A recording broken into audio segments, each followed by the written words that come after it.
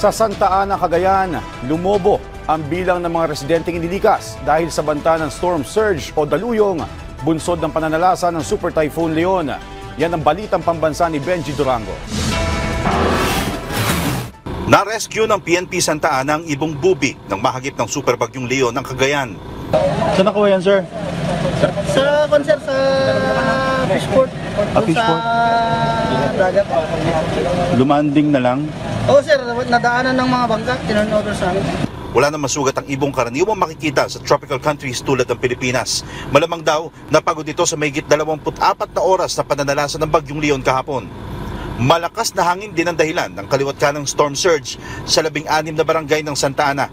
Kaninang madaling araw, lumobo ang bilang ng evacuee sa bayan. Nanguna ang barangay Kasambalangan, sinundan ng Palawig, San Vicente, Rapuli at iba pang mga barangay. Lahat ng coastal areas ng buong bayan ang apektado na pumalo sa 842 na pamilya o 2,640 na katao ang in-evacuate.